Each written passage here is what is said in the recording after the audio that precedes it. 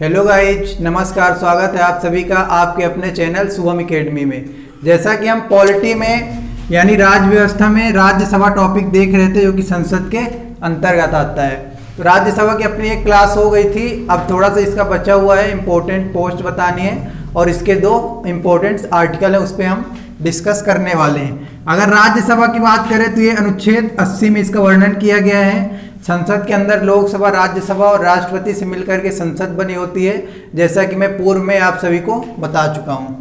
तो अगर इनके इम्पोर्टेंट पोस्ट की बात की जाए, महत्वपूर्ण जो पोस्ट होती है इनकी, तो अगर इनकी बात की जाए तो इसके जो राज्यसभा के चेयरमैन होते हैं यानी उपराष्ट्रपति होते हैं, वो किसी भी सदन के सदस्य नहीं होते हैं, ये चेयरमैन।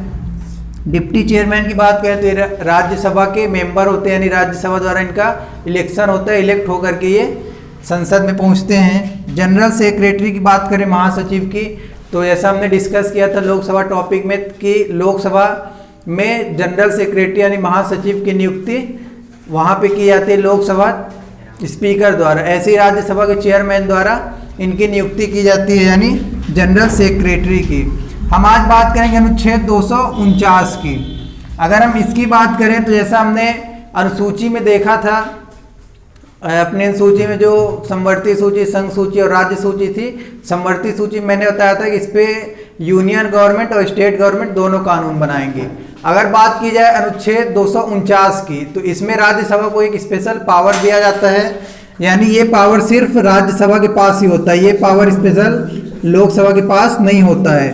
तो इनको एक स्पेशल पावर ये दी जाती है कि ये किसी भी विषय को, यानी संघ सूची में जो विषय है राज्य सूची वाला, तो वो किसी भी विषय को 2/3 बहुमत यानी 2/3 मेजोरिटी से पास करके वो संघ सूची में यानी यूनियन गवर्नमेंट की लिस्ट में डाल सकते हैं, और उस पर फिर कानून कौन बनाएगी? संघ सरकार। और ये कितने साल तक के लिए कर सकते हैं? ये सिर्फ और सिर्फ 1 साल के लिए किया जा सकता है। किसी भी स्टेट लिस्ट के कानून को 2/3 मेजोरिटी से पास करके नेशनल इंटरेस्ट का घोषित करके यानी राष्ट्र हित में घोषित करके उनको फिर संघ सूची में डाल दिया जाता है, जिसपे कानून बनाने का अधिकार संघ सरकार यानी यूनियन गवर्नमेंट को हो जाता है। उसके बाद बात करते हैं अनुच्छेद 312 की, जिसमें अखिल भारतीय सेवाओं की बात की गई है, जिसमें IAS, IPS और IFS हैं, यानी जो हमारी भारतीय प्रशासनिक सेवाएं होती हैं, जिसमें पुलिस होती है और फॉरेन सर्विस होती है, विदेशी मामले जो भी होते हैं, तो इन पे कानून बनाने का अधिकार फिर राज्यसभा को है। वो चाहें तो 2/3 मेजोरिटी यानी 2/3 बहुमत से कि इस कानून को पास करके वो किसी नई अखिल भारतीय सेवाओं का सृजन कर दें या किसी अखिल भारतीय सेवाओं को हटा दें। तो अभी तक अगर बात करें तो ये हमारी 3 अखिल भारतीय सेवाओं में आती हैं, जिसमें IAS है, IPS है और IFS है। तो अनुच्छेद 312 में ये राज्यसभा को स्पेशल पावर दिया जाता है, यानी राज्यसभा के अलावा इस पे कोई लोकसभा कानून नहीं बना सकती है। और अगर राज्यसभा ने 2/3 बहुमत से पास करके चाहा तो राज्यसभा में कोई एक अखिल भारतीय सेवा का सृजन कर दे, ये जो ऑलरेडी है हमारे पास ये तीनों, इनमें से किसी एक को हटा सकती है। तो राज्यसभा का टॉपिक हमारे यहाँ पे खत्म होता है।